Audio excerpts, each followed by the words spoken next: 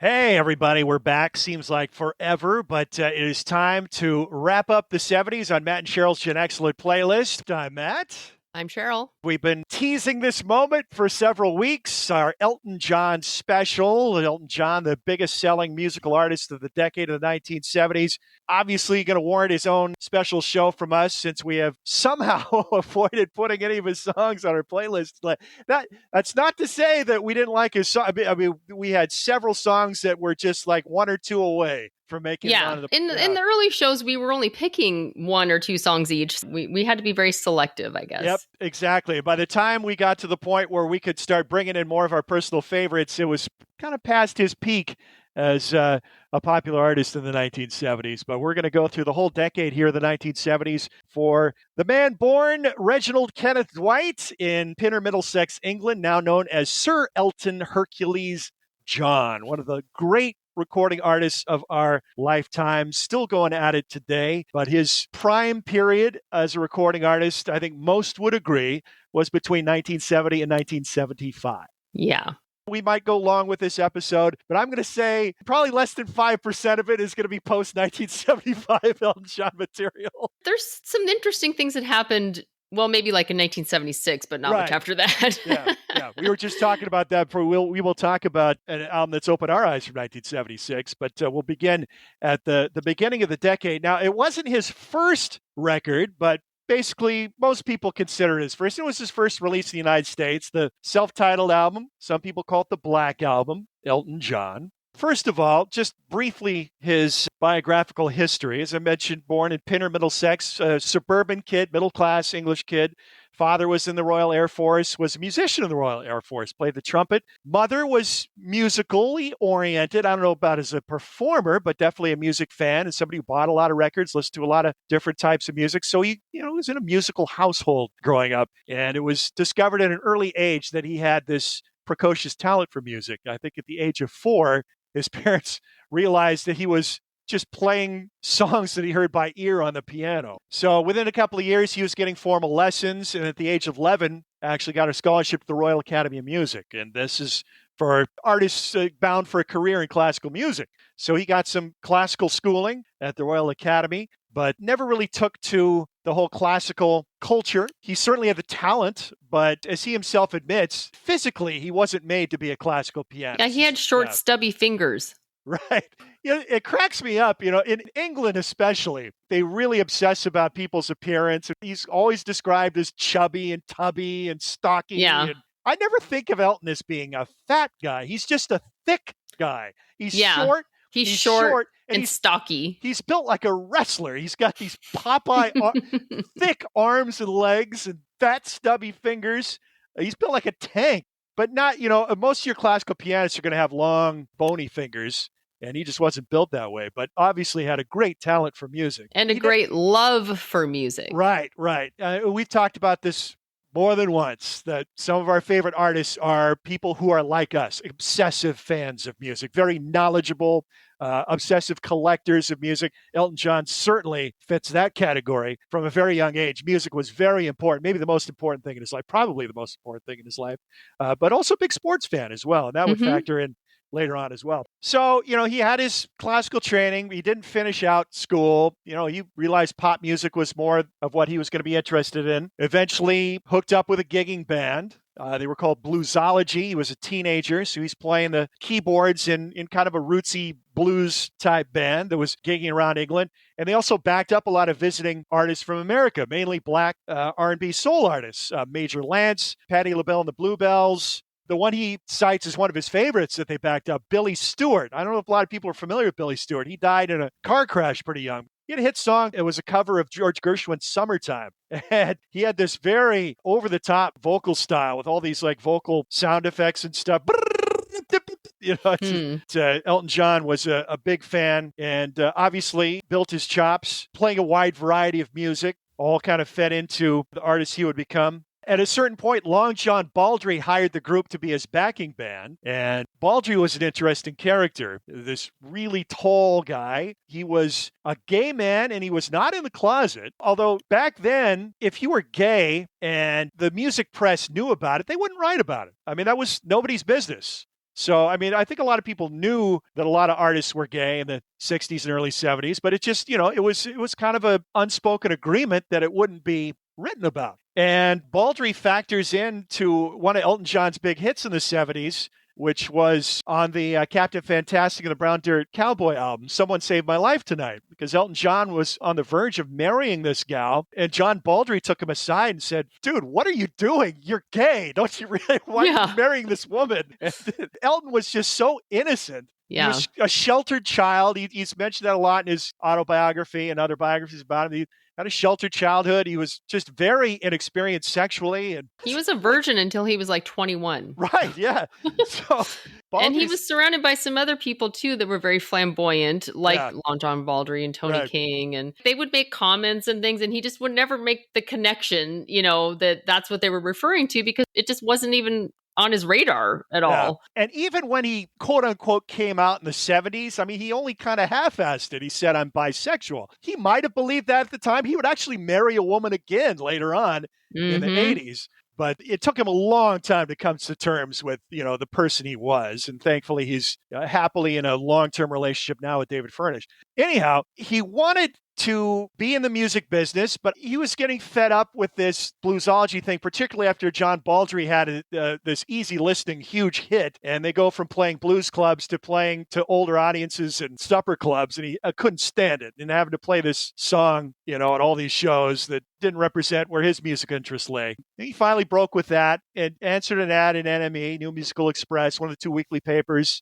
for Liberty Records, looking for potential artists. Audition there, didn't get the audition, but eventually they hired him on as a songwriter, and he got paired up with a guy named Bernie Taupin, who's this hick from the sticks in northern England, grew up very rurally in Lincolnshire. Young guy, a few years younger than Elton. Elton's still a teenager. I mean, Bernie's really went by the years. And they set out to be songwriters. They wanted to write songs and have other artists record them. Elton never really had any ambitions to be a performer. Well, for a while, they were cranking out these made-to-order songs, trying to write hits, formula type stuff, and it really wasn't them. And I want to take a little aside here. Tina Turner passed away before we came into this recording, and that got me to thinking too, her career renaissance in her mid-40s in the 1980s, having huge hits and MTV videos and everything, it reinforced this thing, especially for solo recording artists. I mean, it's one thing to have the talent, but to be a big success in the music business, you have to have a team behind you. So Tina Turner's not a composer. You got to have songs. Somebody's got to write those songs. Somebody's got to produce those songs. You got to have the right musicians to record those songs. You got to have the right management to get you in the right label situation. You got to have the right people promoting your music to get it out to the radio stations and MTV and all the outlets and get press reviews and articles. It takes a whole team to be a big star artist. So really everything eventually came together for Elton, and he seemed like an overnight success in the United States when he started having hits at the turn of the 70s. But he'd been plugging away for a few years, about a half dozen years before it started to come together for him. So he got some good advice. He had some people at the label that were supportive of him, could see the talent and see that maybe it was being misdirected. And basically they told Elton and Bernie, stop trying to write this commercial fluff, write what you feel. Write what moves you. And they really never had a hit with any other artists, any songs that they were on staff for Dick James Publishing. So they were writing and just nothing was clicking. And it's a really good example of how songwriting and songs really connect with people in a way, because you feel what the writer is feeling. It wasn't until they really just were speaking from their hearts, both musically and lyrically, that it started to click. And when it did, it really did. Yes. And what a unique partnership, too, this writing partnership between Elton John and Bernie Taupin. I'm not aware of any other examples like those two. In the fact that they're not in the same room at the same time, writing partnerships, obviously, but they are collaborating. Right. This is like Bernie throws a paper down on the piano for Elton with lyrics, and then he writes the music, which is so weird. Nobody does that. It's very unusual. Very unusual. Yeah. Not only, the complete separation of duties, but just the speed and the profligacy. I mean, just incredible. Once they started rolling in the 70s, they were cranking out so much music that the record buying public could not keep up. Right. Yeah. It's pretty unprecedented, actually, like the amount of albums they had in such a short span of time. Yeah. And some of them double albums, even. And the amount of quality music, that's hard to come by. It's just incredible how fast they wrote and recorded those albums. So Elton records his first solo album in 1969. We're going to talk too much about that. It wasn't released in the United States until later, like the mid-'70s, after he was massively popular. It's called Empty Sky. And it didn't do anything. Didn't sell. Only a couple of songs really endured from that album. So that's out there. Doesn't really do much. And they record their next album, which is the self-titled album. And the first single release off that was Border Song. Now, my first exposure to Elton John was, and I'm sure many people's first exposure, was the Greatest Hits album that was released in 1974. And probably one of the best and definitely one of the most popular Greatest Hits albums ever put out. Certainly. It's up there. I mean, it's up there with the Eagles, Blue Greatest Hits album and just knockout songs start to finish. But Border Song was probably the most unfamiliar song on there because you never heard it on the radio. It wasn't a hit. I mean, it barely cracked the charts in the United States, but it was his first song that did get on the charts. And I think the reason that song made it on, whereas a couple of later songs that now are more familiar to people like Tiny Dancer or Leave On, basically nothing off Tumbleweed Connection or Madman Across the Water. Nothing off either of those albums made that great, which is amazing to me. But Border Song was covered by Aretha Franklin. So that was like the first wow moment for these guys. Like, oh my God,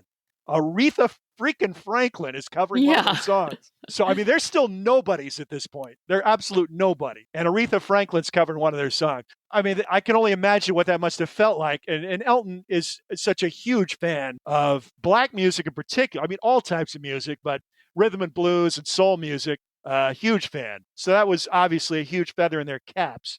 Even though Border Song wasn't a big hit, it was soulful, funky, a really cool song, and kind of an unusual song in their canon, too, because, we talked about the separation of duties. Bernie writes the lyrics. Elton is not in the room. He hands Elton a stack of papers. Elton grabs a piece of paper, starts looking at it, and then, noodles around the piano. Yeah, that'll work. Okay. Well, Elton actually wrote the final verse of Border Song. He added the final verse to that. And I didn't know that until we were researching this episode. And after listening to tons of Elton John, Bernie Taupin music over the decade, you could see where that last verse definitely did not come from Bernie's pen because it's got this peace and love vibe. There's my brother over there. What's his color? I don't care. Peace, my brothers. Let us live in peace. It fits the tenor of the times, but that is not Bernie's vibe at all. He's got this real dark side to him in his lyrics. And doesn't write a lot of political stuff. Doesn't write a lot of peace and love music. He's not a hippy-dippy love child. No. So I like the verse. I mean, I think that song really holds up as a civil rights type anthem. Yeah, but it was interesting to read that because it does make sense. You can feel that is a different sentiment that you don't normally hear in Bernie's lyrics. Yeah. And it's still one of my favorite songs of his, too. And it was featured in the movie. It was in Rocket Man. And Aretha's version is great. And it sounds like it was written for her, really. Yeah. So Border Song, probably, it would have been the first song that a lot of people heard by Elton John, although not many people bought it. It barely cracked the top 100. So it spent 5 weeks on the American charts, reached 92, and got on the charts in August of 1970. His first real hit was Your Song. And for a lot of people, that is still the ultimate Elton John song. It's definitely the most played song. Of course, it's been around longer than most of them, but still a song that's played constantly on oldies radio today. So that was a bona fide hit in America. Now, in late 1970, his record label in England, you mentioned Dick James Music, DJM Records. Dick James published the Beatles music, so he was a big music business executive in England. His American record deal was with Uni Records, which didn't have a big roster. Neil Diamond was their other major artist. So here's where the team comes in and breaks Elton John as a star artist. It happened in America. Your Song's getting radio play. It's a top 40 hit. It's a top 10 hit in America.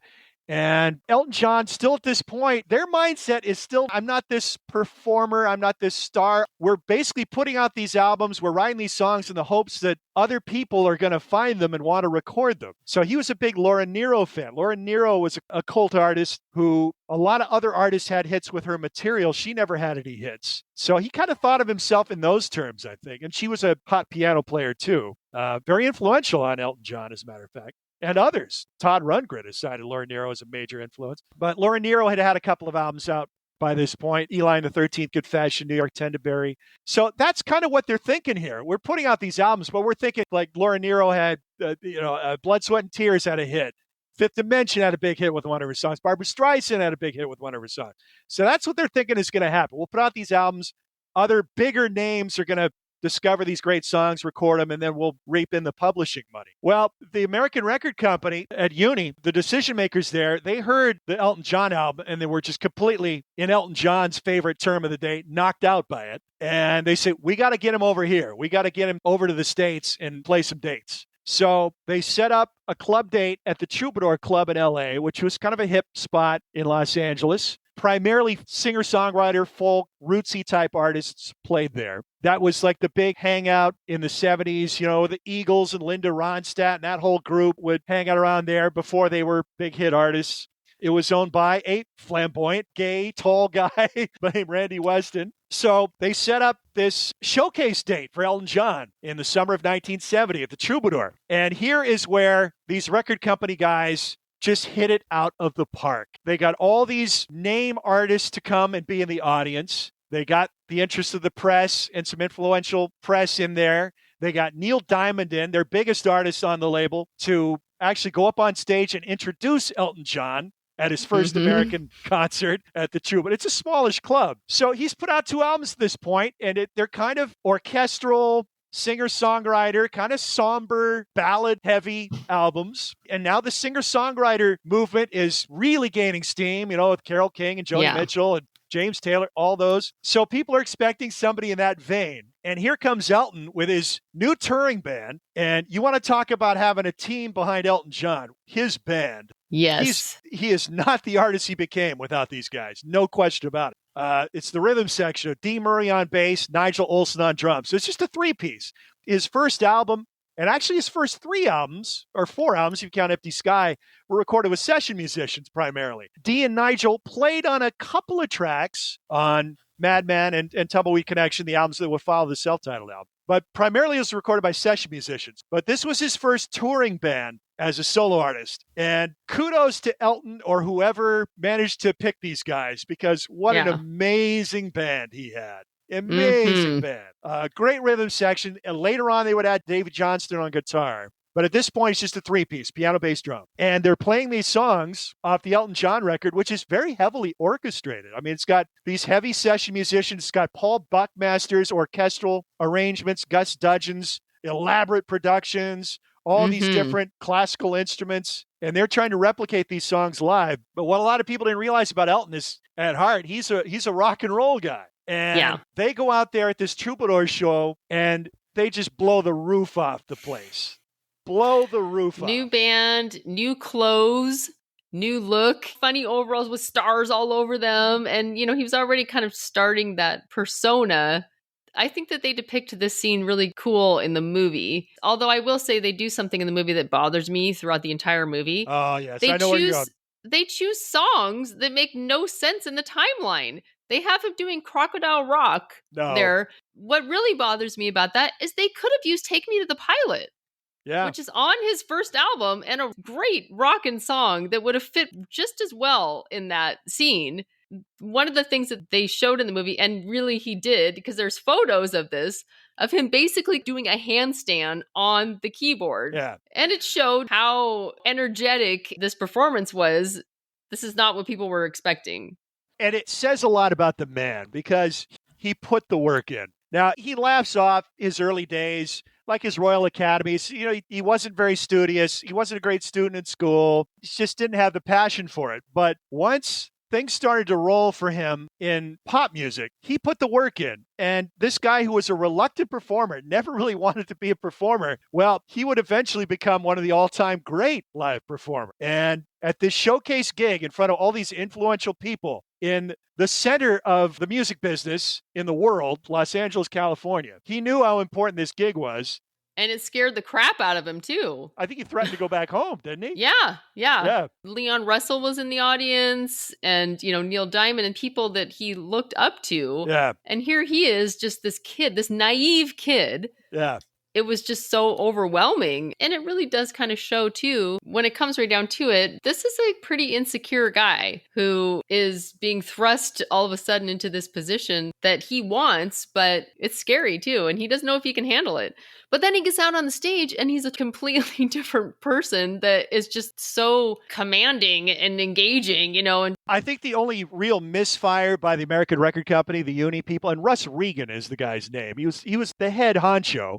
Of course, he had a team under him as well, promo people and the like. But the one misfire was they dolled up this London double-decker bus to go pick them up at the airport. And I think Elton is like thinking, it's Hollywood. Where's our limos? Where's my limo? Yeah, exactly. It's like we grew up riding the bus, We're trying to make it in the music business. You're putting us on a freaking London bus. We're in America. How is this glamorous? Never been to America before. This is what picks us up at the airport.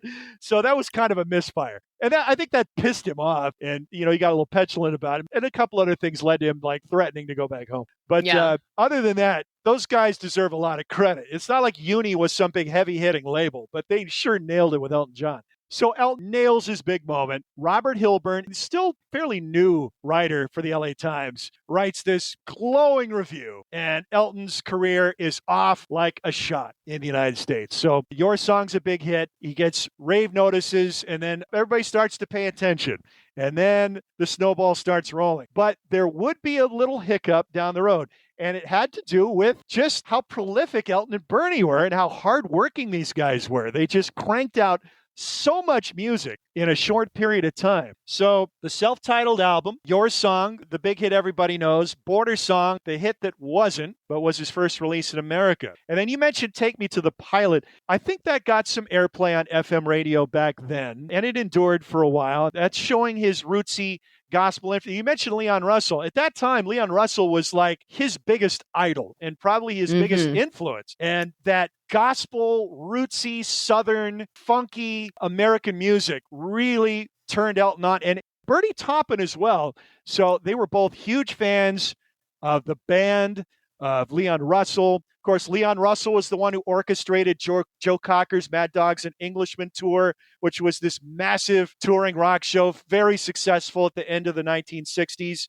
Of course, Delaney and Bonnie fits into that as well, their music, which used some of the same musicians that Joe Cocker did with the Mad Dogs and Englishmen tour, the musicians that would go on to record with Eric Clapton as Derek and the Dominoes. So a lot of that fed into Elton John's sound. More of that sound would come out with his next album, but Take Me to the Pilot, definitely in that vein. You've got a lot of heavily orchestrated stuff on here. I love No Shoestrings on Louise because Elton's a huge Rolling Stones fan. And it's like he purposely put a Stones tribute on his early albums. And this is in the vein of the Stones kind of country parody. Country stuff, type songs like Sweet Virginia and Dead Flowers and stuff like that. I like it. And he's definitely aping Mick Jagger in his vocal style on that.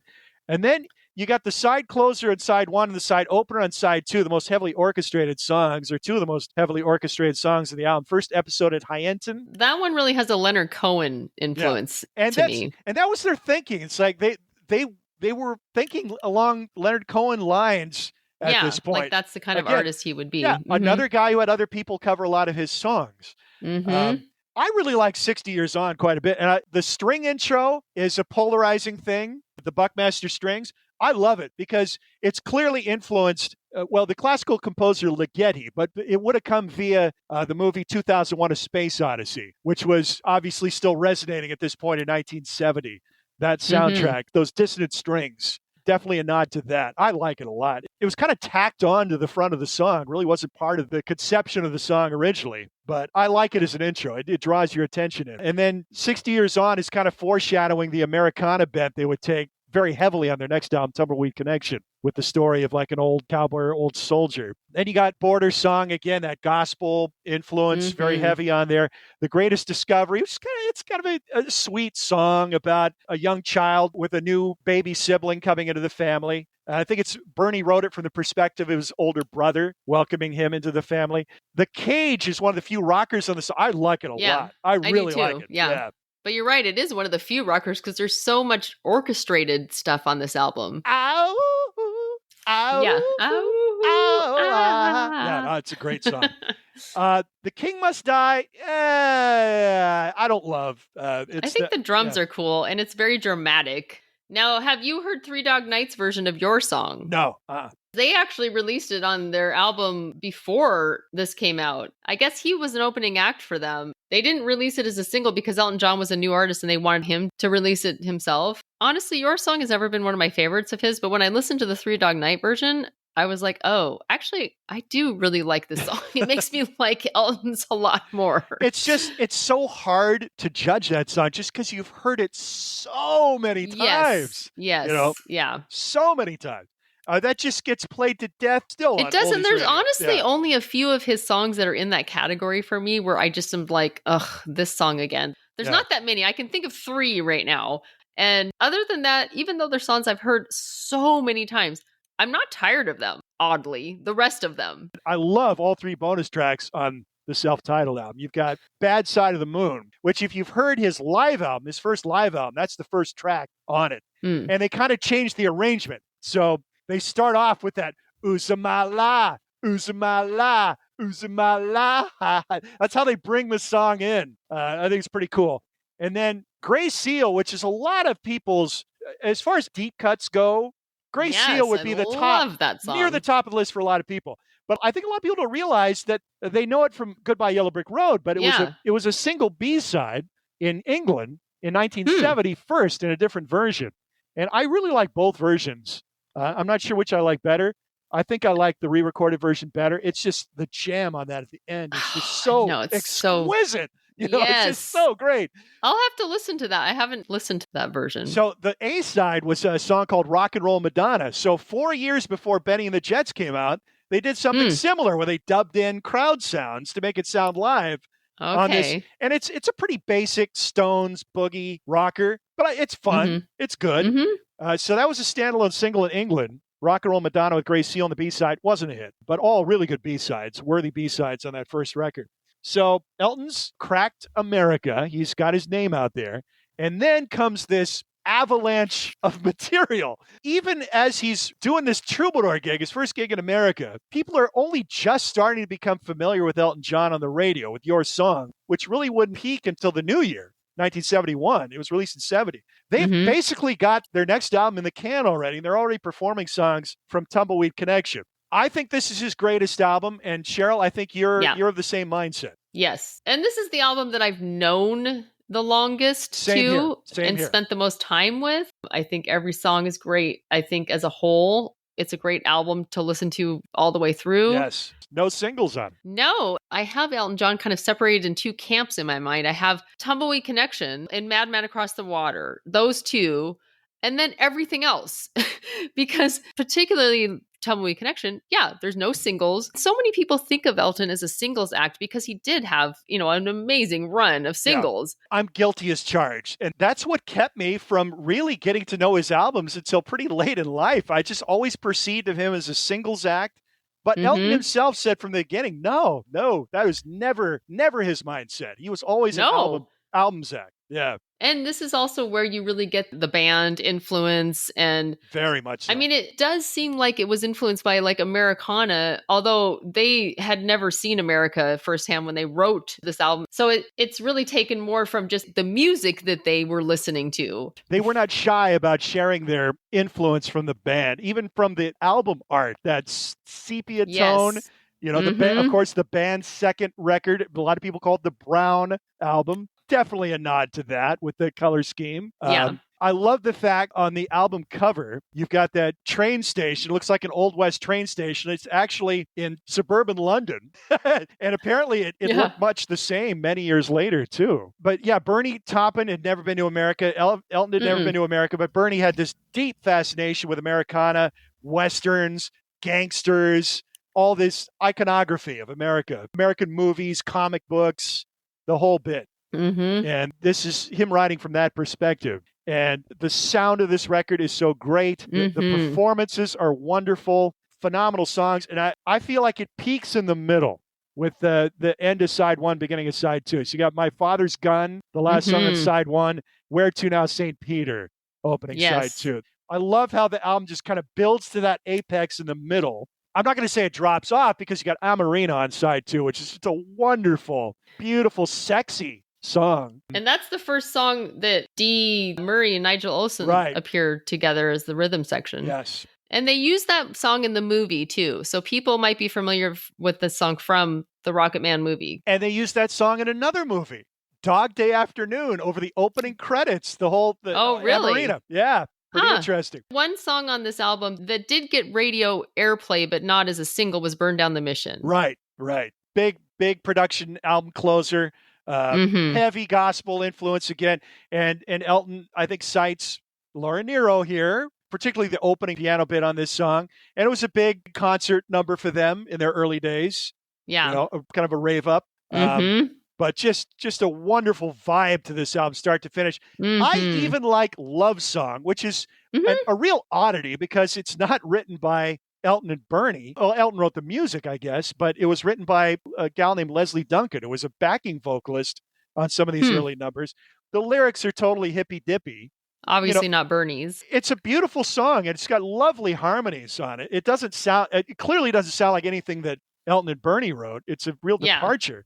But I think it fits on the album really nicely. But like you, this has been the album that has been most familiar to me and really the first Elton John album that I got into. Of course, I'd known his singles forever since I can remember. His greatest hits was one of the first CDs I ever bought, you know? Yeah. Well, and then, I've talked many, many times on our early episodes about those radio show records I had. And all of his hit singles were on those. So I knew his music from a very young age. It wouldn't be the 70s without those songs. I mean, they're so huge. Yeah. They're already performing songs from this, and this album's ready to come out at the end of 1970. They had to kind of delay the release of it because he's starting to break in America, and Your Song's still riding on the charts, and the first album's selling. So this was released in England at the end of 70, but not until January 71 in America. And it sold well, even though there were no singles on it. Now you got this deluge coming. So he did this soundtrack album to a movie called Friends. I actually do have a vinyl copy of this hideous album cover. And is it a cutout? Yes, it is. It is. Of course it is. It's a running joke that Elton makes that nobody's ever seen a copy of this record without a punch hole in it. Yeah. I didn't listen to any of this stuff until today. There's some good stuff on here. It really is. Can I Put You On? And Friends, the title track, was actually a charting hit in 1971. They're just cranking out so much music. And I think it perturbed Elton because this was his first experience writing for a movie. So he's having to compose to pictures and make to order. Well, they didn't have enough music to really make a full record. So I guess it was Paramount Records to put this out. They needed more material. So Elton and Bernie had to give up a couple of songs. I think they were hoping to put on their next actual album. And Can I Put You On is one of those. It's got a great jam at the end of it. I don't know if you even listened to this before. I forgot to listen to it. I haven't listened to it still. And the movie was a huge flop and just a horrible movie. So that's even more frustrating for them, to have to waste these songs on this awful movie. So that comes out in 71. And then you get the live album, which was recorded in a radio studio. In England, it's 17/11/70. In America, it's 11/17/70 because we do the dates differently. You and I both read these Rolling Stone record guides and stuff as we were getting into music, and Elton never got a lot of love from the critics, particularly in retrospect when those guides came out in the 80s. And this got like a 1-star review or something.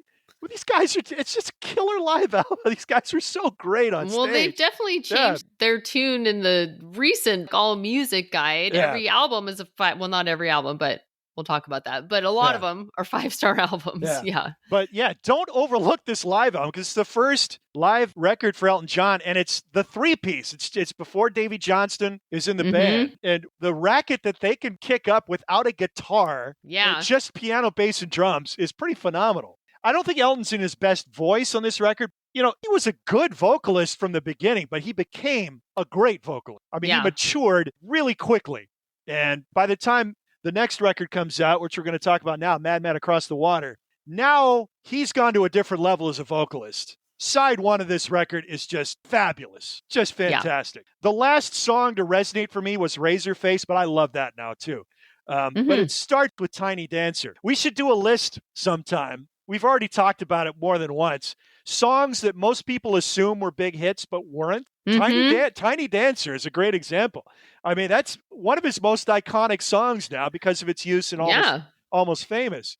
And it's a radio staple and has been, FM radio staple. And it was a single release, but it was not a hit. It did not make the top 40. It's a long song. Yeah. It's over 6 minutes long, but there wasn't an edited version. I think there was a promo 45 edited version. That's not what you hear on the radio now. I mean, not as the single, maybe when they originally played it as a single. But so the album, it opens with Tiny Dancer and then Leave On, which I've really come to appreciate. I mean, I knew this song before. During the preparation for this episode, I've listened to Mad Man Across the Water, I think more than any other album. I've listened to it a lot. And his singing on Leave On is so great. So great. Yeah. I think that's his first great vocal performance on record. It's one of the more emotive vocal performances for him. Yeah. Toward the end of the song, when it's really building up. Yeah. He gets into the last verse. He does the whoo. I mean, he's so into it. I mean, he is so committed. And I love his singing on Razorface. Again, the team, okay? Nigel and Dee, Gus Dudgeon, Paul Buckmaster. I mean, all of this feeds into the greatness that is Elton John. Gus Dudgeon is a fantastic producer. And I love what they do on Razorface with his harmonies. Now, Dee and Nigel were great backing vocalists, and Davy Johnston as well took it to another level. But the harmonies on Razorface, it's Elton harmonizing with himself. And I love how he double tracks Elton's voice. So like during a line, it's double track where both voices are singing the same thing, and then it veers into a harmony part. It's just so beautifully done. Now, the lyrics on Leave On, Bernie's an interesting cat, isn't he? I mean, a lot of his songs he claims were influenced by his upbringing in Lincolnshire, his rural upbringing, and people he knew and experiences he had. But a lot of his songs, and Leave On is one that he has owned up to. It's not based on anything. Right. He just started writing words, and that's what came out. And it is pretty random. There are some things in there that are odd. But it's so evocative, and it's just such a great mood. And he names his kid Jesus, and and Jesus, he wants to go to Venus. Yeah, I love it. I mean, it paints pictures of your mind. Jesus picking off one of the balloons and sailing away, leaving Leave On behind. It's basically about a kid not wanting to follow in his father's footsteps. Essentially, that's what it comes down to. It is one of those songs that really does create like a visual image in your mind. It's just such a great production, beautifully sung by Elton. And then the last track, Mad Men Across the Water, probably his heaviest song to this point, even though I think it's one of the best songs of the 70s. It's great. It's fantastic. And it was actually recorded originally for Tumbleweed Connection with Mick Ronson on guitar. That version is on as a bonus track on Tumbleweed Connection. Not as good. Yeah. It just doesn't have the power behind it and the same feel to it. It makes sense because it does seem like a song that could fit on Tumbleweed too. Yeah. But again, Paul Buckmaster's arrangements here, Gus Dudgeon's production. Just so dramatic. And I just think it's such a great song. Side 1 is 5 stars, exclamation point. Yes. Side 2, not so much. Yeah. I know. And I realized that when I would listen to this album, I had it on vinyl. So I would listen to side 1. When I was listening to all the albums this time, I was like, I don't really know side 2 hardly at all. It really didn't grab me as good. No, it just doesn't hold the attention. It just doesn't grab and hold the attention. Now, Indian Sunset is this big epic song, pretty ham-fisted lyrics in retrospect. And a lot of Bernie's lyrics from this era don't really hold up to modern scrutiny very well. Yeah. Let's just put it that way. You don't want to go down the Bernie Taupin early 70s lyric book with a fine-tooth comb. There's a lot of songs that would put people off now. There is one song on side 2 that I would definitely revisit over and over down the years, and that's Holiday Inn. I love that song. Yes. Yeah. With the sitar, mandolin, beautiful and production. the strings. Yeah. I do really like that song too. Kind of a corny lyric, but it's tongue in cheek. It's not meant to be serious. I mean, he's definitely being ironic. They don't think the Holiday Inn is like this Nirvana paradise. They're basically think it's a shithole. Right. But we're stuck here in another Holiday Inn in another city, and on and on and on it goes. Holiday Inn is easily for me the highlight on side 2. Rotten Peaches starting to grow on me a little, but I don't think it's nearly as good as anything on side 1 of the record. It just kind of tapers off. All the nasties, he's already writing a response to the press. Nobody wants to hear that. It just kind of tails off at the end. Mm-hmm. But one thing I've definitely discovered in going and listening to all these albums, every one of his albums has 1 or 2 absolute gem album tracks. And on this album, definitely Holiday Inn on side 2. And I'm talking about tracks that you don't hear on the radio. I mean, with the exception of Razorface, everything on side 1 got played on the radio. Madman Across the Water, Tiny Dancer, and Leave On.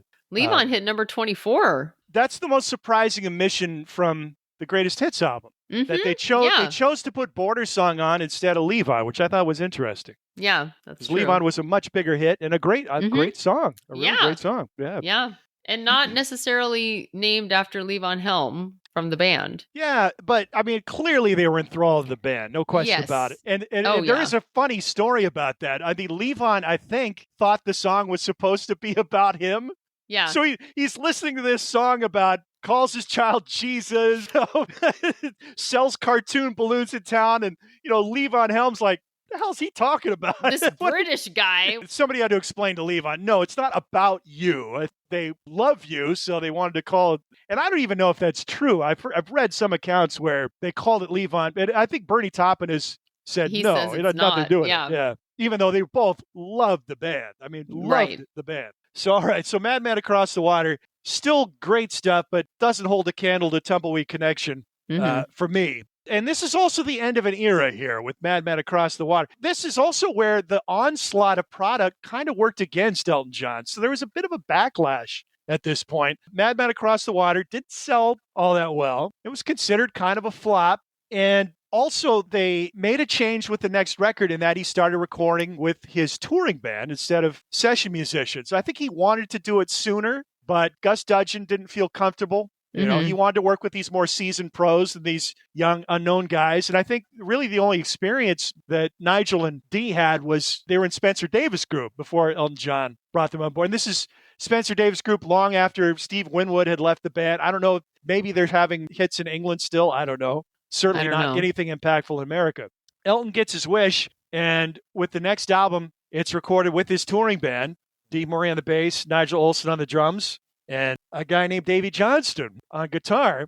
And bringing him into the fold in his touring, a lot of people were like, well, what do you want to do that for? This guy's like a folk musician. He's an acoustic guitarist. But he'd never played electric guitar. Never. Acoustic guitar, mandolin. Now, he's a nice player. Yeah. Boy, did these people get surprised later on when they heard what he could do with an electric. Because he certainly fit the bill.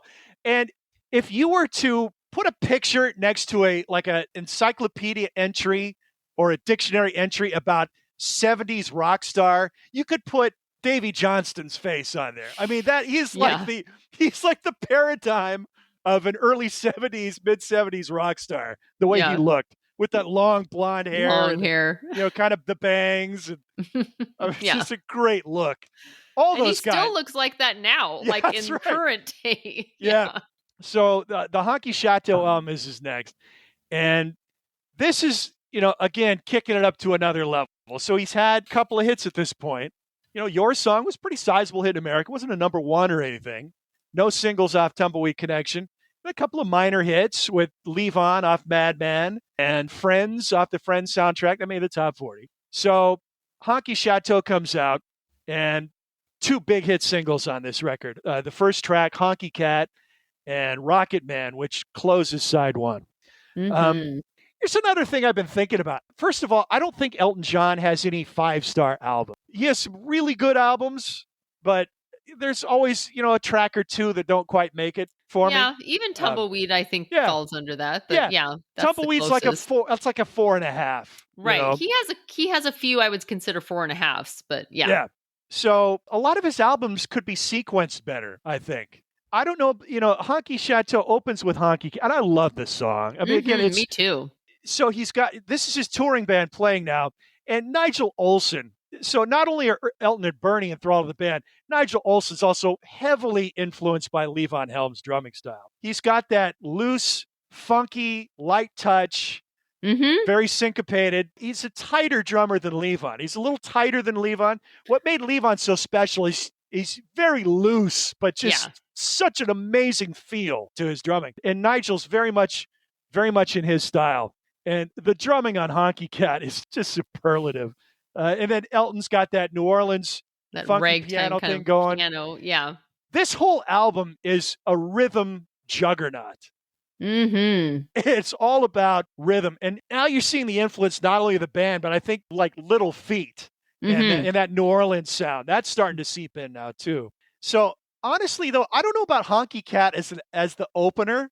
I might have opened this with Rocket Man, but Rocket Man is kind of different from the rest of the record. It doesn't have that funky. Yeah, Honky Cat is a better example of the feel of the album. In fact, it's weird because I forget that Rocket Man is on this album. It doesn't really fit in the album, does it? Yeah, it seems out of place. But what it does introduce, and I'm not going to say Rocket Man is my favorite Elton John song, but I think it's his greatest single. I think it's his so greatest too. single. I think it's one of the best songs of the 70s. Yeah. Oh, period. Absolutely. What it introduces here. So not only is his backing band great musicians, great on their instruments, but the backing vocals and the harmonies on his songs are just out of this world. And this is really where it gets introduced, is on Rocket Man, on the chorus. It's just Celeste does great harmonies. Why it feels so different on this album too. So I might start the album with Rocket Man rather than Honky Cat, but it's a great record. It's one of his best.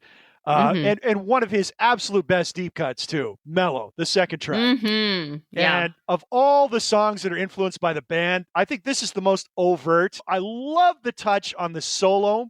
It's John-Luc Ponty on the electric violin. And I listened to this a few times. I'm like, wow, it sounds like Garth Hudson's organ, but I don't think it's an organ. It sounds like it might be a guitar that they're trying to make it sound like Garth Hudson's organ. It's John-Luc Ponty, the violinist who played with Zappa. He's a fusion guy. Yeah. And they're running his violin through a Leslie speaker. And that's how they got that sound. But the actual solo itself definitely caught from Garth Hudson. Clearly a nod to him. It's such a great song. Such a great song. I just love it so. And I didn't know this song at all until we started getting ready for this episode. Right. You hadn't heard this album. Now you start to see the dark humor of Bernie Taupin in the next song. I think I'm going to kill myself. This jaunty little song about teenage suicide. Jaunty. And it's funny too, because it's well known that Elton has made a few attempts to kill himself. And this song really does soundtrack what those attempts were like. They were either done in a way that were obviously not going to be successful. Yeah. Or everyone around him knew what he was doing, and he declared, I'm going to kill myself. I just swallowed a bunch of pills. And, like the big swimming pool scene in the movie. Yes. Still, it's a very entertaining song. Then you got Susie Dramas, which is a harder funk song. It's got some cool guitar on it. And it sounds like it could have been on Tumbleweed, actually. Yeah, it has sort of that same feel to like they're Well-Known still continuing with that Americana vibe on this album. Salvation, very strong gospel feel on that. Slave, again, here's a Bernie Taupin lyric. So many of his songs, you'd say, can't write that today. Yeah, that wouldn't fly. Nope. Can't do that one today. So here's again, sequencing. How does Mona Lisa's and Mad Hatters not close this album? That's a misstep. Yeah. What a great song. It would be like Burn Down the Mission closing Tumbleweed. It seems like it makes sense. And that is a song that you do hear on the radio. It's beautiful ballad. Gorgeous song. Paying to New York. Yeah, Honky Chateau. So now he's becoming a hit machine with this record. Rocket Man and Honky Cat, both big hits. And for the next few years, he can do no wrong as far as the charts are concerned. This is basically, it's his comeback. So I think he's starting to get written off, with the onslaught, the little backlash on Mad Men Across the Water. This was almost like a comeback album for him. It's a totally different vibe. It sounds so different from Madman. Complete departure, but it still sounds very much like Elton. I think it sounds more like Tumbleweed than Madman, but Rocket Man is just such a massive song. It's just an incredible production. Again, Gus Dudgeon here. And the interesting tie here, the theme of this song, very similar to Bowie's Space Oddity, which was produced by Gus Dudgeon. And that's how he got the Elton job, because when they were seeking out record producers for that first record, their first choice was George Martin, and they couldn't get him. They loved Bowie's Space Oddity, and I think they'd already hooked up with Paul Buckmaster first, right? And I think Paul Buckmaster said, well, if you like that Bowie song so much, they brought him in because he did the string arrangements on it. Why not ask Gus Dudgeon to produce the record? That turned out to be a pretty good choice. Yeah. And actually, Hercules, which is the last song on that album, which is also Elton's middle name that he gave himself and what he calls his mansion, that song sounds a lot like David Bowie. And again, getting back to Elton John, the music lover, he's listening to everything. He's clued into everything musical, and he's taken influences from wherever, and he's got great taste. Yeah, this is about the era where I saw some YouTube videos of him shopping around in Tower Records on Sunset Boulevard. He's got a binder of pages of things that he's buying, and he's marking off on his binder, and he's grabbing things, and he's got a box full of records at the end, and he's very studiously going through this list, and he knows exactly what he's looking for. And I think that was a very common shopping trip for him. So this record's also kind of his transition from FM albums artist to AM hitmaker. So the two big hits on here, Honky Cat and Rocket Man. Now, prior to this, he'd had some hits, but really album-length statements. They have the orchestrated, self-titled album, Tumbleweed Connection, no singles. Just take the album as a whole. Mad Men Across the Water, definitely an album statement. Now he's morphing into more of an AM guy, a singles artist, and that really comes to the fore on his next record, which is Don't Shoot Me, I'm the Piano Player. Now he gets his first American #1 hit with Crocodile Rock. Two big hits on this. It leads off with Daniel. I like this song more than you do. I've always liked it. It's just a little bit too soft rock for me. I've never disliked it. And when I've listened to it in the past, just like on the greatest hits or heard it on the radio, it never bothered me. But when I listened to it on the album, for some reason, I was like, wow, this is like just a little bit too soft and precious. Yeah, the production is not as good on this album. And I think it speaks volumes that, there's Mobile Fidelity Sound Labs, which did the original master recordings, the audiophile, the vinyl and CD recordings. They did Madman, they did Tumbleweed, they did Honky Chateau, they did Goodbye Yellow Brick Road, but they skipped this one. It just doesn't sound as good as those other records. It's a thinner sound, and they're going for more of a pop sound here. And the inspiration of this album is it's kind of a nostalgic feel, and this is when nostalgia was hot. I mean, this is American Graffiti. Happy Days came out soon after this. So yeah, that's true. People were starting to look back to the 50s and 60s, a more innocent time. And I think Elton and Bernie were kind of going for that vibe on this record, certainly with Crocodile Rock. That is their tribute to pre-Beatles, fluffy pop hits of the 60s, late 50s. Daniel's a really good song. There's really nothing on here that I think High Flying Bird is the best deep track in the album closer, one of his better album closers. It's a really beautiful ballad, but compared to the sophistication of the stuff that he'd released to that point, pretty simple melody, nothing too complicated. This is probably the only album that I really didn't want to go back and listen to again. Yeah. It sounds rushed, and it's just mostly forgettable. Yeah, I agree. I think the sound quality is a lot to do that. Now, I've only really listened to the early CD, the Japan for US first CD edition. And there may be better masterings out there that have a fuller sound that I need to check out. It felt thin to me too. Yeah, and I was just listening to whatever version is on There's Spotify. Nothing bad on here. I mean, there's no bad tracks. Teacher, I Need You. The whole thing is fine. It's just fine. Elderberry Wine is kind of a sticky, it kind of sticks in your mind. It's a pretty good rocker, but it's pretty ordinary. I think that's where I think a lot of this album just feels ordinary to me. I like I'm Going to Be a Teenage Idol. I think that's a tribute to Mark Bolan. I mean, he's starting to rub elbows with all the big star He was recording friends with. artists of the day. Texas Love Song is interesting. I think it's a misfire. I don't hate it. I read a description. I think it was perfect. It's like they're channeling Merle Haggard via Randy Newman. So it's kind of got that Okie from Muskogee vibe where they're making fun of conservative rednecks, but it's not particularly well executed. Crocodile Rock, a lot of people scoff at that. A lot of Elton John fans are like, I don't care if I ever, it was his first #1 hit in the USA. It's a fun little track. It's definitely not one of his greatest. I do think the synthesizer, I think there's a synthesizer and a Farfisa organ on it, not just a organ. I'll have to listen closer. And it's interesting that the two singles don't really feature piano. So you got that's true. Daniel's got the Rhodes piano with the Mellotron, and then Crocodile Rock is more of the organ, which is atypical of a lot of his music. But really the only revelation on this album, I think, was High Flying Bird, which, again, every one of his albums has got at least one deep track that is worthy of a playlist. Now you get to his magnum opus, Goodbye Yellow Brick Road. I think he called Honky Chateau their Revolver and Goodbye Yellow Brick Road their White Album. It's a great album, but it's not, it's a double. So like a lot of double albums, it's padded out a bit. It's just barely worthy of being a double album. Like it's so close. It's so close. But it starts like a house of fire. I mean, disc 1, side 1, that's one of the great rock album sides. And this was his big rock statement. So he's kind of pivoting from an FM albums artist to an AM hitmaker. But track 1 on this is his big rock statement. And it's deservedly up there.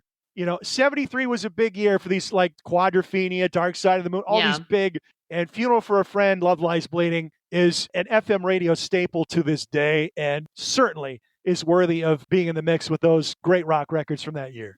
Yeah, and this song is really his first kind of stepping into the sort of prog category. Yeah, certainly the first track, yeah. Yeah. Oh, that song. I just mean that song. Yeah. And really, funny. This whole album is much more FM rock oriented. And it's varied, but it does feel more like you said, it fits into the era of rock and FM rock radio more than any of his other albums. And it's kind of funny too, because I feel like if you look at the track list, maybe 8 of the songs, whether or not they were singles, became songs that you heard on FM radio, which is quite a few. But I always kind of just took those songs independently. I really hadn't spent a lot of time just listening to this album all the way through. This is probably one that I was most surprised by, that I actually wanted to go back and listen to more and listen to it as an album statement all the way through. It has a much different feel to it. I mean, everything up until this really has been so much more in that Americana, like the band vein. And you don't get any of that in this album. Not really. I've been so busy with baseball season. I haven't given this album the time it deserves. And it's honestly embarrassing to me that I haven't really listened to it more. No, I haven't. I mean, I've loved Elton John since I was a little kid, but I just never got into his albums. The perception was, he's the greatest, great singles artist. Yeah. Got to have his greatest hits. Maybe if you're going to have an Elton John album, Goodbye Yellow Brick Road, that's considered his great work. Yeah, but I had Tumbleweed Connection to discover what a great album that was. But did I follow up? I think the only other album I had in my collection until recently was Madman. And I never listened to that. I didn't really care for it. It was kind of buried in my collection until, revisiting it recently. Yeah, I feel the same way about this album because I really never owned this album. I knew a lot of the songs on it. I knew them because I'd heard them on the radio, but I really had never owned this album or listened to it all the way through. But actually, surprisingly, it's become one of my favorites of his. Yeah, well, there's so much great stuff in it. But side 1, disc 1, Funeral for a Friend, Love Lies Bleeding. It's hard to imagine. So Elton's a big star now. He's had hit singles. He's had a #1 with Crocodile Rock. He'd have 4 more before the decade's out. So if you were an Elton John fan and been following him for a few years, you put this album on and Funeral for a Friend, Love Lies Bleeding is the first track. It's 5 minutes before his voice even comes in. Yeah. That had to have been like, what is going on here? What is this? Is this a Ken Russell film soundtrack? Yeah. like Tommy, it has kind of that feel to it. But very bombastic and, yes. in a much different style. And you're right, just a long intro, instrumental here's where intro. his band really, in the live setting, what they did with this, it's such a great rockin' band that he had behind him, the Elton John band. Now, the revelatory part of the listening for me on this was Candle in the Wind, because this has been a song that's been very heavily exposed. Again, another song that a lot of people assume was a big hit that wasn't even released as a single in the United States when this album came out. Because it was a big hit later. Yes. When it was re-released, but yeah, not originally. 2 re-release versions, the live in Australia, and then after Princess Diana died. So this version, when I put this on, I'm excited, Candle in the Wind, here we go. But I know I'd heard this, obviously I'd heard this before, it's been a long time. But the album version, the original album version, this song is just so great. And the harmonies are so beautiful on this. It's just an exquisite song. Yeah, it's unfortunate because it has become a song that no one ever wants to hear ever again, because it's just been so overplayed. Yeah. But this... Right, I did the same thing. I actually was like, this is a really good song. Oh. Surprisingly. So this is a really good song, and it sounds great, and the harmonies are great. I was pleasantly surprised by that too. So you get this rock opus to open the album, this fanfare, this musical fanfare that goes on 5 minutes plus before Elton's vocals come in, and it rocks the hell out of your first 10 minutes of the album. And then this just gorgeous ballad comes on, beautifully melodic, amazing harmonies. Then the album side closes with what may be my favorite Elton John song. And it's a song that's a lot of people don't like, is Benny and the Jets. I love it. I love it. I've loved it ever since I was a little kid. I've loved it from the first time I've heard it. And again, brilliant production decision here to add the effects and the live feel to this. It just takes it out of this world, because if you don't have that live feel, I don't know how they managed to do it so well. It sounds like you're in this arena and he's playing live. I always thought it was. Without all those effects, it's not really that great of a song. But you add all that to it, and it's incredible. Mm-hmm. The end of it with the piano and the synth, what he's doing with those, and that raspy synth sound. Yeah. And the way the piano and the drums play off each other, it is so cool. And this was another feather in Elton John's cap. They never thought Benny and the Jets, it was like the last song they thought would be a single. They wanted Candle in the Wind to be released worldwide, but in the United States, they came to discover that this black radio station in Detroit was playing the hell out of Benny and the Jets and getting a great response. And the record company's like, I think his name was Pat Pipolo, said, you got to release this as a single. I'm telling you, I may be dead wrong here, but I think if you put this out, you're going to have a hit on black radio and AM radio, pop radio and rock radio. And that turned out to be true. He had a number one hit, his second number one. It got played on black radio. It charted high in the R&B charts. And he got invited to play on Soul Train. I think he was the first. It was either Elton or David Bowie, the first white artist ever to perform on Soul Train, which had to have been incredibly gratifying for somebody with a deep love, knowledge, and appreciation of black music. Yes. There was a live version of this with Cher from her show. It's really good, actually. But the thing that's interesting about it is that Cher and he trade off verses. You can actually understand the lyrics because she enunciates. She does enunciate. She does do that. And she sings it in a way that is like, oh, that's what they're saying. Like, because it's one of those songs that is so muddled that you really don't know exactly what he's saying. If I had to guess, I've listened to this song probably 2,000 times at least in my life, and I couldn't tell you a lot of the lyrics. I think at one point I must have looked them up, but I've forgotten. And a lot of Elton songs, the lyrics are hard to make out, like Goodbye Yellow Brick Road, this title track. Yes. That's kind of hard to make out those. But then some song like Daniel. Let's go back to Daniel. Those lyrics are very upfront and very easy to hear. Yeah. And the reason I think that song is so poignant, again, it's vague, it's open to interpretation, but I think because of the timing of when that song came out, a lot of people felt like it was about the Vietnam War and about a younger brother and an older brother who'd been to the war and come back and was changed. And it was a really poignant song for a lot of people because of that. And it's good that the lyrics are upfront and interpreted. Tom Petty said something I heard years and years and years ago when I was young. maybe even back as early as when Damn the Torpedoes was on the charts. He said that he purposefully wanted his vocals mixed down and be hard to hear the lyrics because people listen closer if they can't understand the lyrics really clearly. Yeah. Then they tune in, they're listening a lot closer, trying to make out what you're saying, which I always thought was interesting. You know? So I don't know if that was part of the strategy here, but a lot of Elton songs are like that, where the lyrics are kind of hard to make out. And Goodbye Yellow Brick Road is definitely one of those. Oh, yeah. And with Bernie's lyrics, even when you can hear the lyrics, it's hard to make out a lot of them. Doesn't always make a lot of sense, on the surface anyway. But it's up to interpretation for the listener. But you want to talk about a front-loaded album. Funeral for a Friend, Love Lies Bleeding, Candle in the Wind, Benny and the Jets, and then Goodbye Yellow Brick Road. Bam, bam, bam, bam. And then before the first record plays out, you get Gray Seal. And this is, again, the re-recording of his 1970 B-side. What a really, really cool song. Again, inscrutable lyric, but an interesting lyric. It's evocative. It's fascinating. And just the piano in the song is just so cool. Yeah, this has a kind of complex chord changes and a bit of a prog feel with some tempo changes.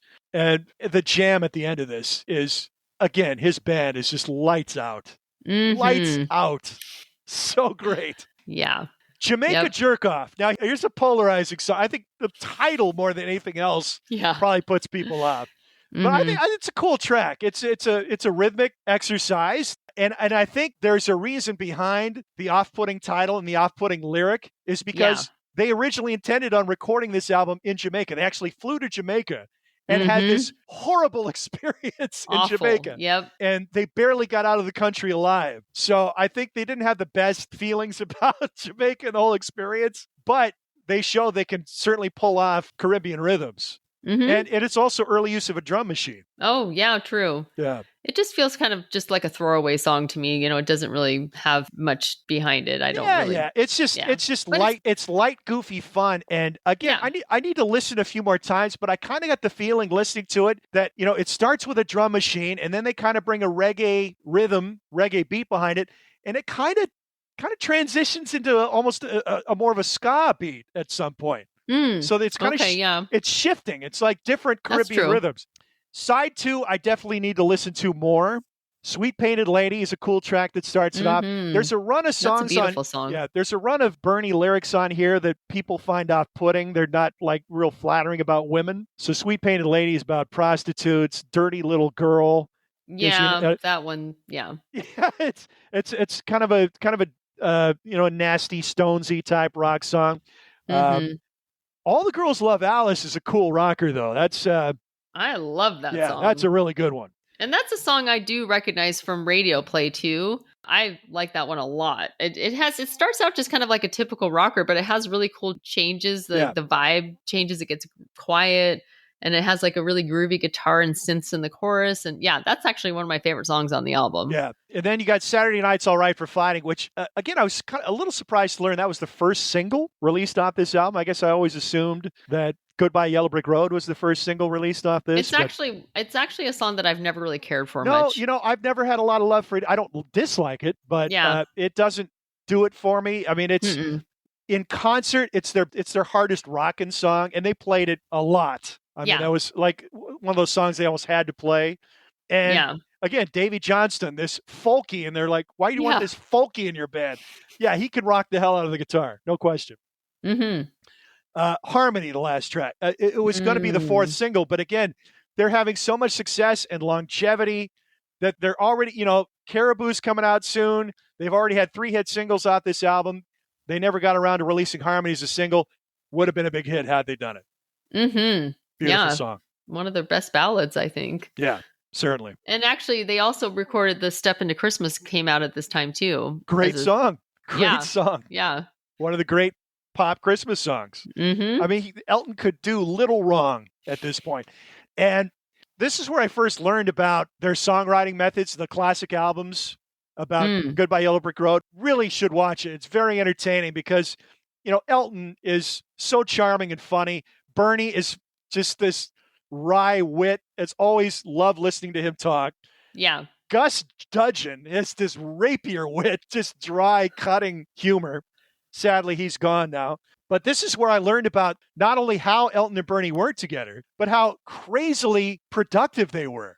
Both of them. I mean, Elton would get these lyrics and just in minutes crank out these incredible melodic songs, these often very complex chord changes and harmonies, and incredibly fast writers, both of them. And they both said, if it takes me more than an hour, I'm just going to put it aside and forget about it. It's not worth pursuing, Yeah, but all the years that Elton spent working as a session musician and bluesology and working behind all these amazing soul and R&B groups and listening and studying music. Yeah.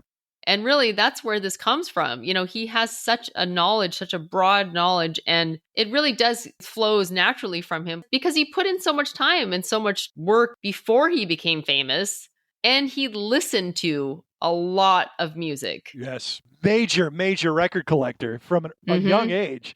Yeah.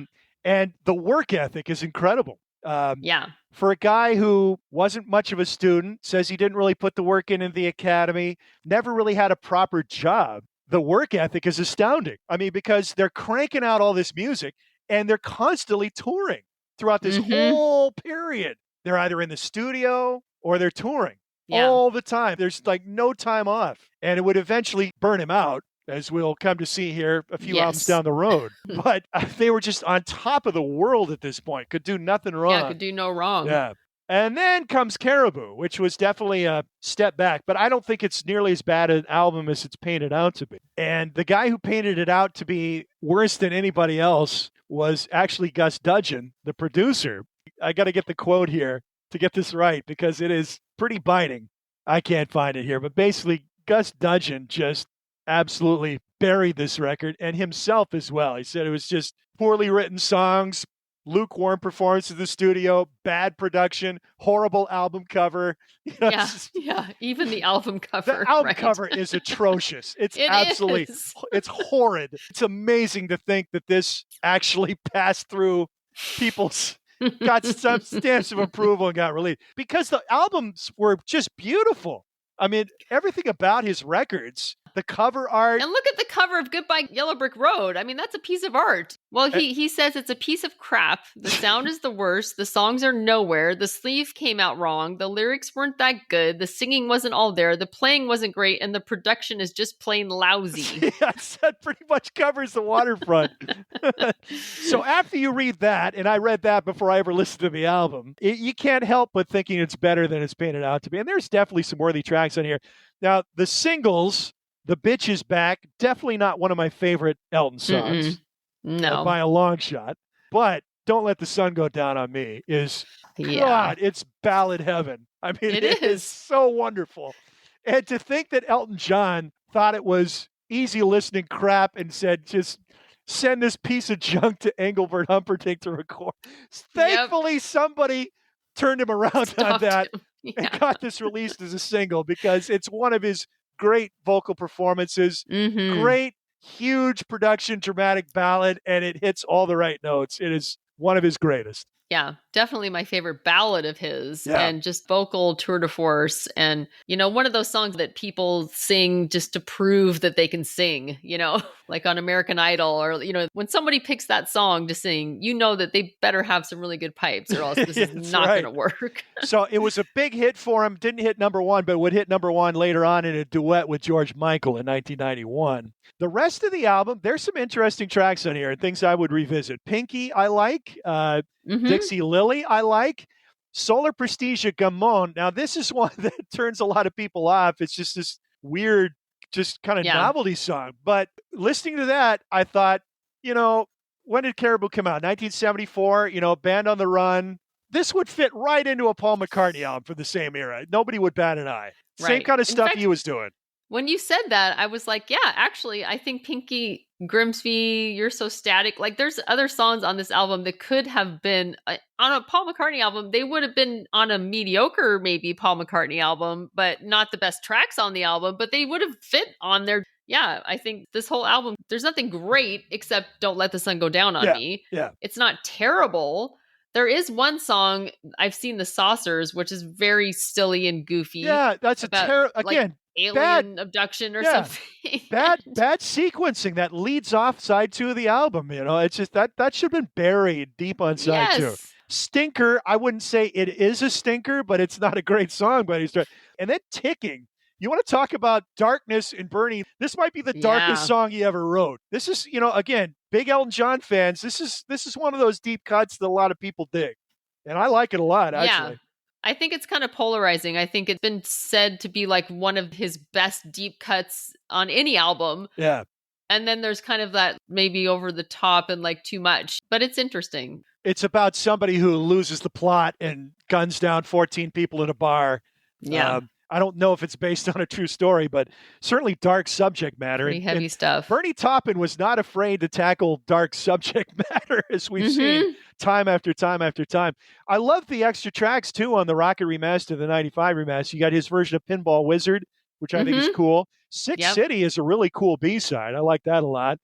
Cold Highway is okay. Again, Step Into Christmas ends up on this. So Caribou was seen as a rush job, and it was. Goodbye Yellow Brick Road and touring, and then they had a big tour in Japan. They had to squeeze time in to record. The title comes from the studio. They're recording in the Caribou studio in Colorado at this point, but not as bad as it's painted out to me, I think. The next album that comes out is, again, one that I'm not nearly in an authoritative position to discuss much because I've only really listened to it once, but for Elton connoisseurs, it's a lot of people's favorite of theirs. And part of the reason is it's autobiographical. It's Captain Fantastic and the Brown Dirt Cowboy. And it's a concept album about the early days of Elton and Bernie as struggling songwriters in London before they broke big.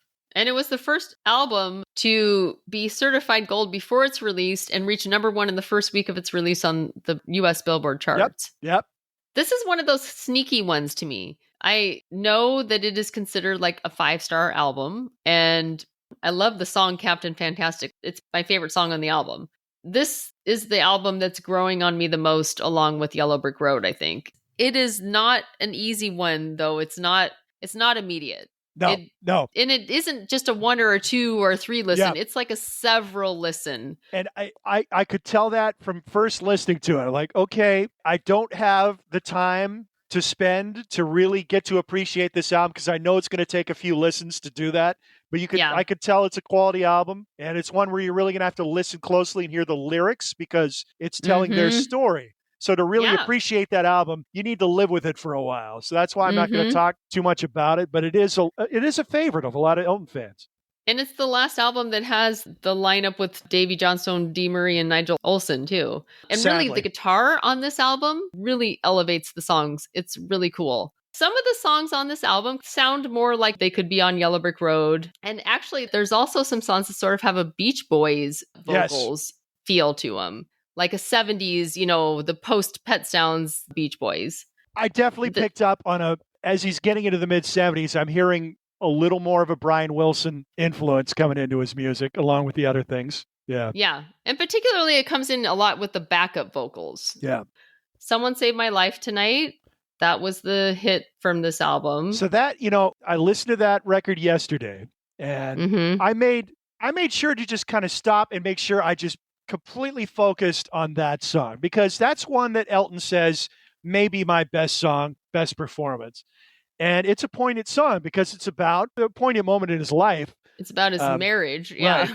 I've heard that song plenty of times over the years, but really sitting down and focusing on it, you could see where he's coming from. It's a wonderful performance, a wonderful vocal, beautiful song, and certainly up there with the greats in his canon, no question. Yeah, and a very personal song for him. Yeah. And I mean, as this whole album is.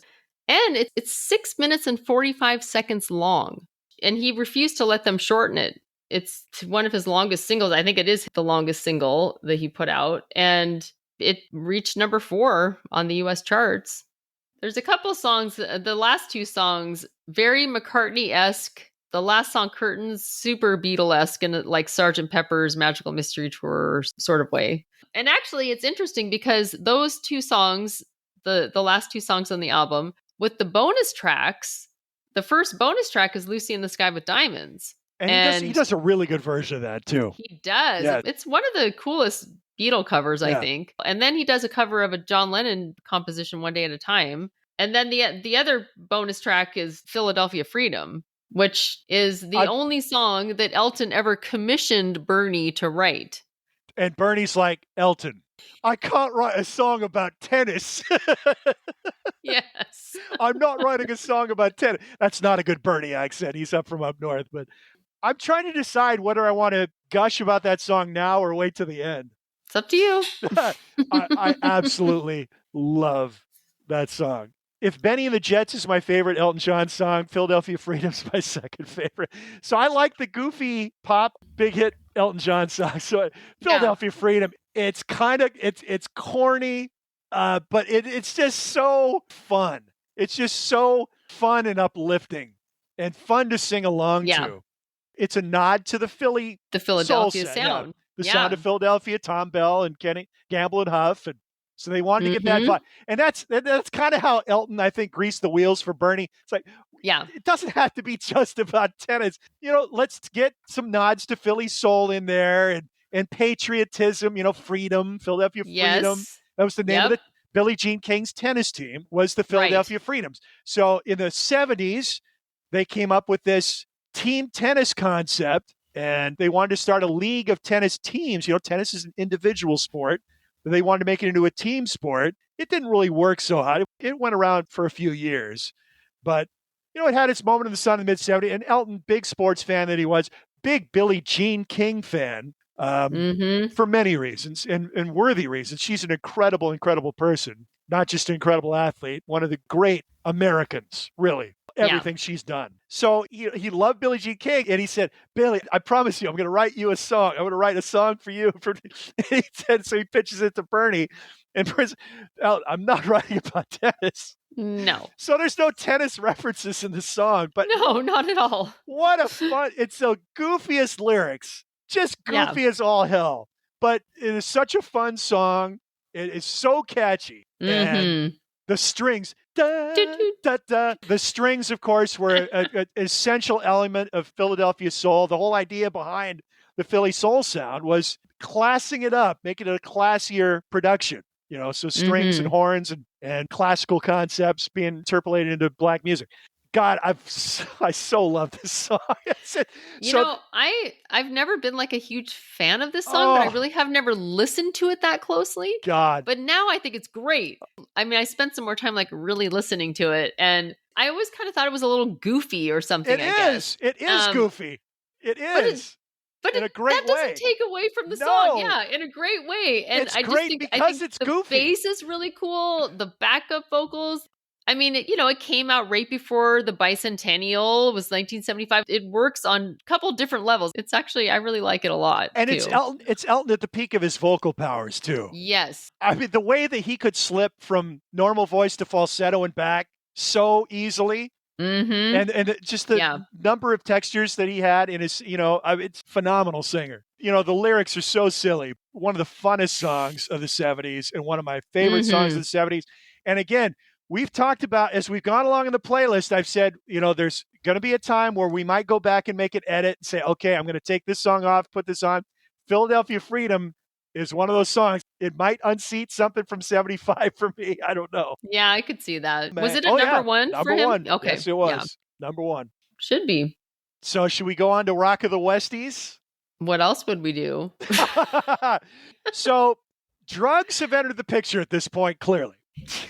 Yes. Within the first 30 seconds of this album, first thing that comes to my mind is the cocaine has definitely arrived. The cocaine has definitely arrived. Now, you mentioned Three Dog Night earlier. Danny Hutton claims to be the one who introduced Elton John to cocaine. Thank you so much. Great. Thank you so much, Danny. Great job. Yeah, really. I'm sure you're so proud of yourself.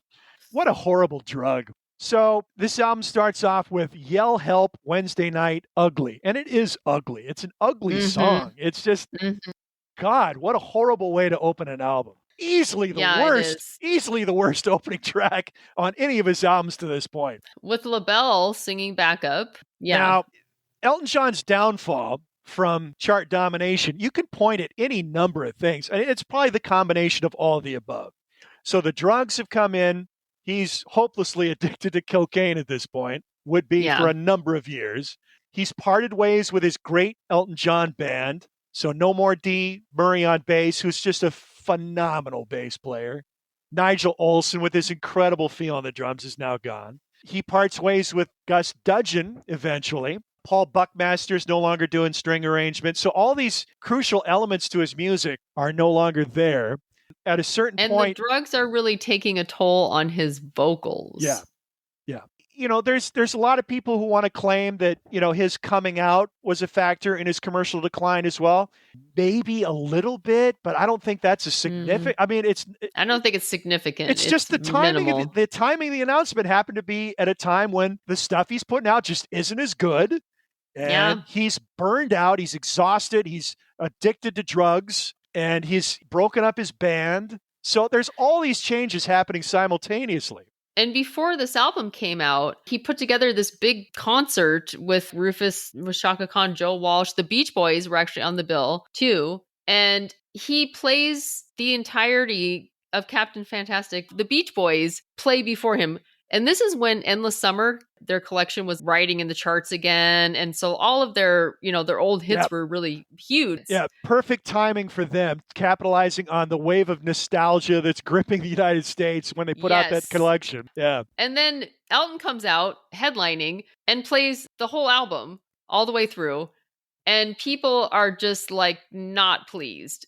And he talks about it in his book. He had announced at the beginning that we're going to play the whole album all the way through. So he's like, so I couldn't go back on it now, and turned out to be quite a fiasco for him. And I think that it really shook his confidence too. So this whole album, there's some hot garbage on here, but the whole album isn't hot garbage. There's a lot of really cool stuff on here, actually. Yeah, I think so too. It starts... It's horrible. I don't understand. How do you pick that track to start this album? It's god awful. Dan Dare, Pilot of the Future. That's an interesting song. I like that. I like it. It's funky. There were 3 hit singles. The big hit was Island Girl, which is easily, I think, the worst of his hit songs. Of his number one hits. His number ones. Yeah. Just weird. Cringy lyrics on. I mean, it's... Again, if you're a woman especially, you don't want to look too closely at Bernie's lyrics on a lot of these songs. I kind of like the slide guitar. Yeah. It's got a disco-y synth behind it, too. It's a weird song. It really is. It's kind of a cool guitar riff and the little strummy part. The way the song opens. Yeah. But never have liked it. Never have liked that song. Grow some funk of your own. That was a single, too. You never hear that on the radio for good reason. No. But another song you never hear on the radio, which I think is quite a good song, is I Feel Like a Bullet in the Gun of Robert Ford, which is a ballad. Yeah. And I'm kind of surprised that never endured. I think it's quite good, actually. Then the most interesting track of this album for me, Street Kids, it's a real different sound for Elton. But he's listening to everything, folks. Everything. And he dug the Southern rock sounds that were popular in the United States at that time.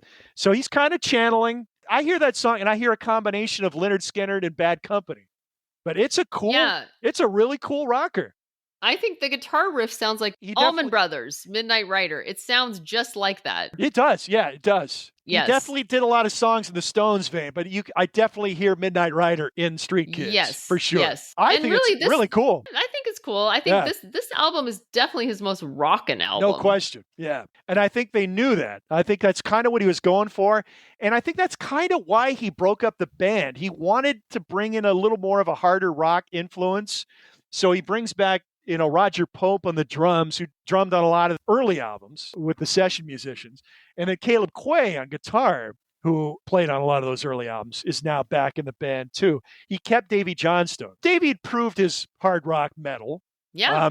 But I think he felt like Nigel Olsson was just not a suitable drummer for the sound he was going for. Nigel's got more of a funky feel, more of a light touch, and he wanted more of a harder backbeat. So that's why he brought Roger Pope back in.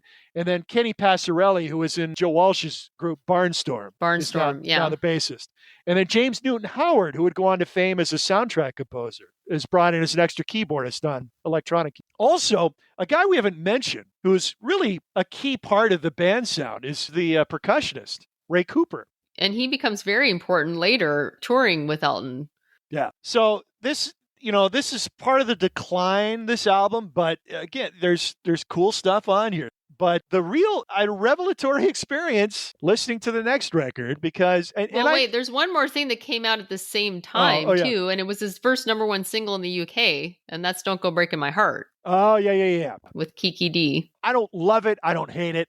I was surprised to hear that this was his first number one single in the UK after all the hits he's had in the US. He broke in America really before he broke in the UK. And they actually talk about it in the Goodbye Yellow Brick Road documentary. It's like, we felt like a lot of people in the UK maybe perceived us as American artists because we really didn't have that notoriety in the UK before we hit it in the US. And there was a lot of American influence in their sound early on. So, they sold a lot of records in the UK. They just never had a big number one until that duet with Kiki D. Part of his burnout commercially, not only is he working himself to death touring and recording, but he's also running a record label. So he started Rocket Records. He didn't put his own music on a record, but he wanted a label where he could scout bands and develop talent. And that's where Kiki D came in. Mm-hmm. Interesting note, the first band signed to Rocket Records was called Long Dancer. They did not have a hit, but one of their members would go on to have massive hits throughout the 80s. Dave Stewart of Eurythmics. Oh, right. Yeah. Mm-hmm. So while Elton is having all these big hits in 75, he had multiple number one hits. Neil Sedaka had his big comeback on Rocket Records. Neil Sedaka, of course, an influence on Elton and an artist I think who is underappreciated, incredibly gifted musician. Great piano player. I mean, classical chops on piano, amazing vocalist, and a great songwriter from the Brill Building days. And he had his comeback under Elton's purview on Rocket Records. Laughter in the Rain. Laughter in the Rain, great song. Bad Blood. Love that song. Bad Blood was a number one hit. And then I think Philadelphia Freedom came right on the heels of that, or maybe Island Girl. I think he had back-to-back hits with Neil on Rocket Records, which he sang on, by the way. I think he even gets credit on the single. You'll see Neil Sedaka featuring Elton John on the Bad Blood single. That was a number one hit, and then Elton John supplanted that with one of his own songs on the chart. So he's dominating the pop charts at this point. And on top of all that, he's also running a football club in England, which he was very serious about, very passionate about. In fact, he says it basically saved his life. Yeah. Because it gave him something to focus on that wasn't music, and it was just at his decline in the music world when he was really focusing on Watford FC. And they were a nothing club. Yep. So they do things differently in English football. It's not like American sports where the leagues stay the same. They have no what's matter called how bad the teams are. In England, in the professional football, soccer leagues in England, they have promotion and relegation. So they have levels, divisions. So you have first division, second division, third division, fourth division. So if you're a losing club, if you're a perennial loser, you go into that fourth division. And you have to prove yourself over a number of years to earn your way up to that first division by winning more games, beating teams in divisions ahead of you. And then you could play for the ultimate prize, but not until you get to that first division. So Watford was one of those bottom-of-the-barrel clubs, and actually under his leadership, worked its way up from the fourth to the first division. So he was putting 5 years. Yeah, so he was putting a lot of energy and effort and passion into that as much as he was his music. So, I mean, it can't help but kind of dilute what he's doing in the musical realm at that point. I mean, one man could only do so much, right? Yeah. You could see why he's sniffing coke at this point. So just to keep up with his life. I know. Yeah. Just when do you sleep? When do you sleep? So, yeah, Rock of the Westies, definitely not as good as his previous stuff. And then Blue Moves, Rock of the Westies was still a hit album, still in a big number. Island Girl was a huge hit. I mean, it was a number one for multiple weeks. It's funny because that's one you don't really hear. You don't hear that song on the radio anymore. You don't hear it, just kind of because it's not very faded good. Away. It's not that good. Yeah, it's hard to believe it was a number one hit. I know, but again, he was so popular at this point. Anything he touched, and we didn't really talk more about it. I mean, his relationship with John Lennon. They had a little bet. Yeah, and that was in 74? Yeah. So the bet was what? That Elton could go to number one with Lucy in the Sky with Diamonds, that John Lennon would go No, it was Whatever Gets You Through the Night that they recorded on John's album. Oh, okay. And he had yet to have a number one solo, whereas all the other Beatles had at that point. And so Elton said, if this song goes to number one, you have to come out and perform it with me. And it went to number one. So John did perform with him, and that was actually the last performance that John ever did, the last live performance. Thankfully, it was preserved on record and video. That had to rankle John Lennon, right? God, Ringo had 2 number ones, right? Didn't he have 2? Photograph, and then was his cover Year 16 number 1 too? I don't know if that was a number one. It was a huge hit. It was a big hit. It was still a big hit. Yeah. I mean, he had Imagine, Instant Karma. He had big songs. Oh yeah, but he never had a number one. Yeah. But anyway, so he struck a deal with Elton, and Elton's obviously very confident at this point. So he's like, trust me, it's going to go to number 1. I'm on it. It's going to go to number 1. He is king. In 74 and 75, Elton John is King Midas incarnate. Everything he touches turns to gold. But he's definitely on the decline now. But before the 70s are out, he releases this record, Blue Moves. No big hit singles on it. Sorry Seems to Be the Hardest Word was the hit. It was top 10, I think. Not a huge hit. One of the most depressing songs to be a hit single, really. Yeah. Nice vocal performance, though. Now, I've read about this a lot before I ever listened to it. And there's a small cult out there that really love this album. But for the most part, it's seen as the beginning of his commercial decline and the decline of quality in his music. Well, I listened to it for the first time, and it's a different sounding record for sure. It just doesn't have the same vibrancy as a lot of his earlier music does. It's just kind of a more sedate vibe to it, a bit of a downcast vibe. And it was inspired by breakups. Both Elton and Bernie had relationship breakups around this time. And Blue Moves, that's a nod to Blue, feeling blue, clearly. Yeah. I listened to the first disc of the 2 albums. I really, really liked it a lot. It's a really interesting album, and it is really different. In fact, the way it starts out, I actually had to do like a double check to make sure this was actually Elton John. Yeah. It is so different from anything else. And the first song, it almost has like an easy listening feel mixed with like Andrew Lloyd Webber. It's a very odd combination of like show tunes, and then there's some songs that are prog-ish. It's definitely his most prog album. And then there's some songs that sound like they should be on a Ken Russell soundtrack. They're just so bombastic and weird. The first time I listened to this, I listened to it all the way through. It's a double album. It's very long. And I just thought, this is just so bizarre. And it's so unlike anything else he had done. And I really didn't feel like that I was going to want to listen to it anymore. It didn't even matter that it's a double album. Nothing would have been worse or better making it a single album. It's either you like this or you don't. And then I actually went back and listened to it a couple more times, and I listened to it again today. And all of a sudden I was like, what was I thinking? This is really cool. Yeah. I really like this album. My opinion totally just did a 180 on it. I think he's got a lot of different people working with him. He's got the Brecker brothers on horns. Graham Nash is doing backup vocals. Bruce Johnson from the Beach Boys. And there are quite a few songs on this album that have a 70s Beach Boys feel. And Tony Tennille sings on this album. And if you've never listened to the 70s Beach Boys stuff, there's a lot of absolute gold to be found. Yes. Yeah. Yes. That a lot of people are not familiar with. Right. In fact, there's a song on this album that it was written like 3 years before Chameleon that he wanted the Beach Boys to record, and they turned him down, which is weird because this song is much better than anything the Beach Boys were doing at that time. When I say 70s Beach Boys, I'm veering toward the beginning of the 70s. Early 70s. Not 76 when Blue Moves came out. No. There's a lot of different styles on this album. There's a song that kind of has like a Dr. John, that New Orleans piano feel. Cage the Songbird, really pretty singer-songwriter style. Crazy Water sounds like ELO, the bombastic kind of prog synth sound. There's one song, Shoulder Holster, that has the band feel. He's really all over the place, kind of just like the music that he really likes, like his personal... It's all over the place, but it still has a very cohesive sound.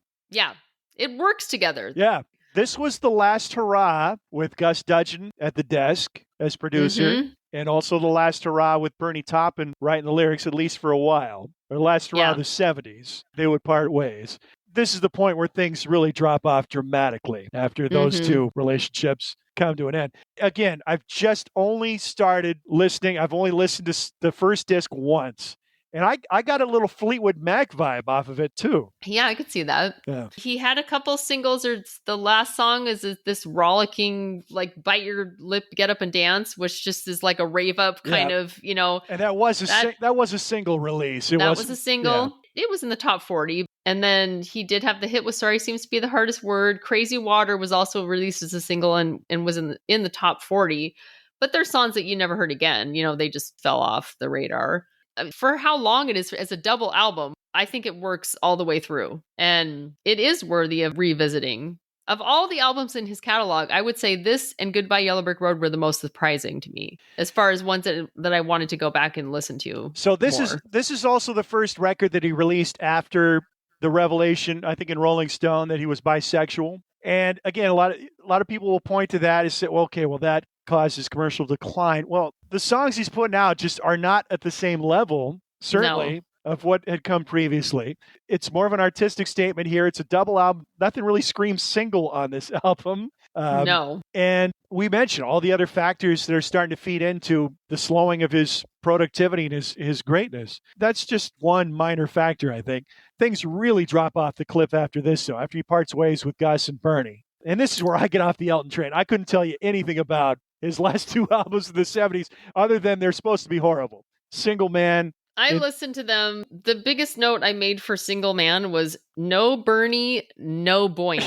Yeah, I've heard enough of his work with Gary Osborne. I mean, yeah, not good. And actually, this is the first album where he sings in the lower register. So his vocals have changed a lot too. And there's one song that was a bonus track on this album. It's called Ego. And that actually was written with lyrics were written by Bernie. And it's a good song. It's cool. And that was going to be like the next direction they were going. But then he and Bernie decided to go their separate ways.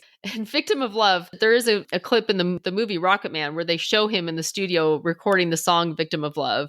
And it's just the most awful going into the 80s production. And this is Elton jumping on the disco train years too late. And too late. And not very convincingly. Decline of disco. Yeah. Yes, exactly. Didn't write any songs on the album. Didn't play piano on the album. Only offers his vocals, and that's it. Pointless. But in the movie, they show him kind of just be like, I don't even care. They're like, do you want to listen to the playback? He's like, no. It's kind of really just tells you right there the whole story of that. I think what that tells me is where his head is at. He's way more focused on Watford football than music at this point. And Coke. Yeah, exactly. But it's kind of odd. And guess who sings backup on this album? Who? Michael McDonald. Oh, of course. Michael McDonald didn't sleep in 1979 and 80, did he? I find it a bit odd, don't you, that Elton never messed around with disco before that? Philadelphia Freedom seems about the most disco-y thing he did before that. Doesn't really seem like disco to me. I mean, it's no, you're right. It's Philly soul. It's Philly soul. Yeah. I don't know. That is kind of surprising because he was a big fan of Studio 54, right, and he was like all into disco. He loved disco, which would make perfect sense. So yeah, that is kind of odd. As flamboyant as person he was at this point, I mean, it's odd to me that it would take so long for him to come around to that. But you mentioned the voice changing. I remember when Little Genie came out, his first album in the 80s. I remember hearing that. So this is the first time that Elton John had a new song out that me, as a listener of contemporary hit radio, was picking up on as a current hit. And I remember thinking, wow, is that the same guy? He's so low. His voice is so low. Oh, Little Genie. It's much different. But love the song. I liked it at the time. I still like it. But yeah, totally different sound. Yeah, and then he really just kind of lost the ability to be able to sing in those higher registers. And yeah, happens to all of us. I'm surprised. And abusing his body as he did too. That's right. You know. Before we sign off with our Elton John episodes, we got to pick our favorites, of course. We've already established both of our favorite albums, Tumbleweed Connection. I think that goes without saying. What are the contenders for your favorite Elton song, Sheryl? I really still have to stick with two of the most popular Elton songs. Me too. I know you said Rocket Man isn't one of your favorite songs, but it is one of mine. No. Rocket Man is his greatest single, I believe. And it's one of my favorite songs. Maybe you said it wasn't your number one favorite song. It might be number okay. Might be number 3. Okay. So Rocket Man, I didn't realize until I went back and listened to it on the album and just listened to it more, how much I really, really love Goodbye Yellow Brick Road. Mm-hmm. Once again, also one of his most popular songs. How many chord changes in that song? Oh, God, I know. It's like every chord is different. It's just so brilliant. Mad Man Across the Water I think that's one of the best songs of the 70s. And I think that's probably, I feel like that might be my favorite song of his, actually. It has the combination, what Tumbleweed Connection has, that Americana, the band kind of feel, but it also has the drama behind it. That's probably the most dramatic song in his canon. The string arrangements on that are just out of this world. Yep, it's powerful. Oh, I really love Burn Down the Mission and Mona Lisa's and Mad Hatters. He has so many great. Don't Let the Sun Go Down on Me. Yeah.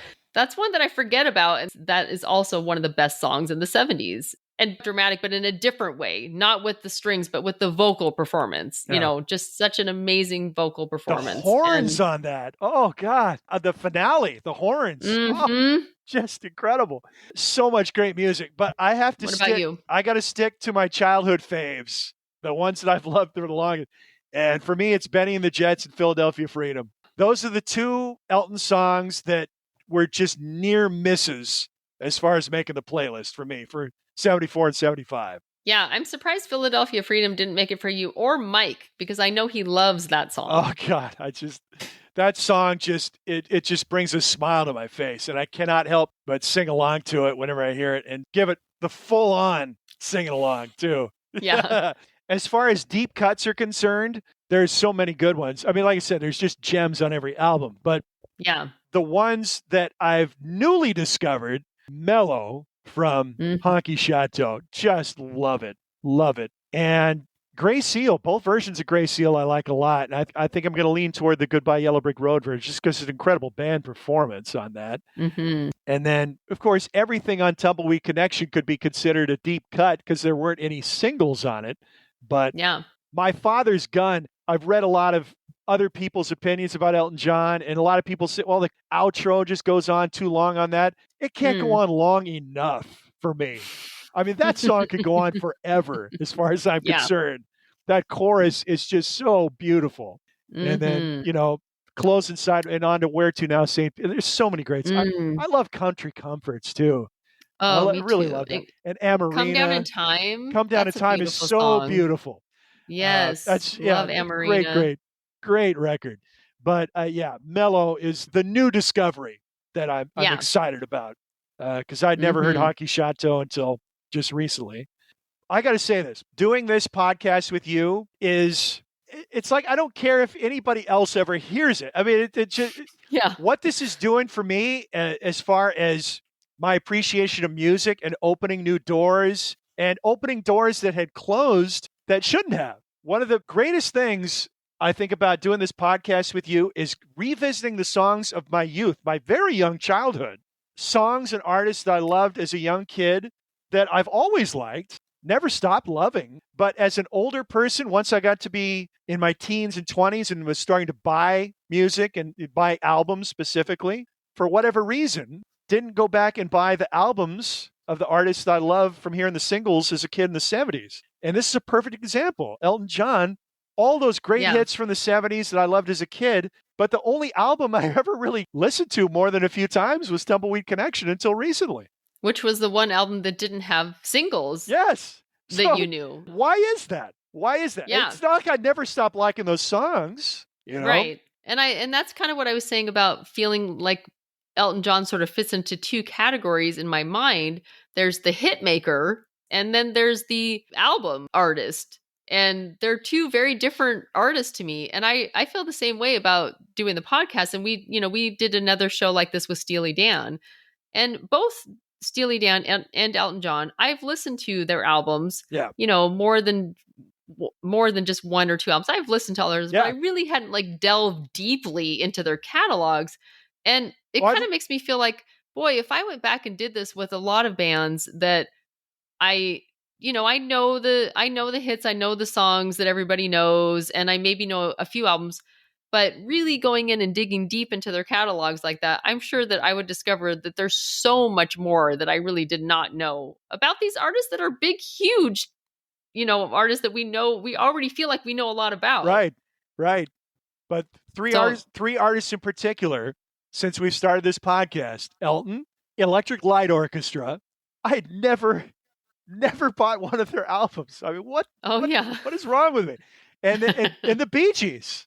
Right. So that was a revelation. The Bee Gees was just a huge, mind-blowing revelation. Yeah. So now, I mean, I'm on this quest. Who else with is the Bee out Gees. there that we really need to like dig deep in their catalogs? So Elton, you barely missed for me on two of those. Rocket Man, a little too early. 72, we only had the one song, obviously. Benny and the Jets, Philadelphia Freedom, right there fighting to get onto that playlist. Maybe I'll go back and revisit and change my mind, but... And we couldn't pick Tumbleweed Connection as the album either. No. That was 70, 71. Yeah. So Elton's 70s didn't end on a great note, but he would have his comeback by 83 with the Too Low for Zero album and have more great hits in the 80s and continue to be a valid artist for years to come. And still with us, thankfully. And I believe he's on his farewell tour now, as a matter of fact, right? Yeah, I believe so. So only too happy to turn over a special show to Elton John. It's been great fun leading up to this show to dive into the catalog. And unfortunately, I got hung up on those early 70s albums and I didn't get too far into it. But it's been a fun listening experience, and it will be for the rest of my life. Yep, me too. And I hope people will go back and revisit or visit Blue Moves and Captain Fantastic. Once again, not an album that had like a lot of hits. I believe people will be more familiar with that than Blue Moves as an album. But I'm sure there's probably a lot of people out there that really haven't given it a lot of time, and it's worthy. So with that, we wrap up the decade of the 70s. We forge ahead into the 1980s. In our next episode, we will start to tackle the year 1980. And I know our peers are like, finally. Yeah. Finally, these Gen Xers. Finally, they're going to start to talk about our music instead of our parents' music. Yeah. So that's coming up. Can't wait. And until next time, I'm Matt. I'm Sheryl. And this is Matt and Sheryl's Gen Excellent Playlist. Thanks for tuning in, everybody.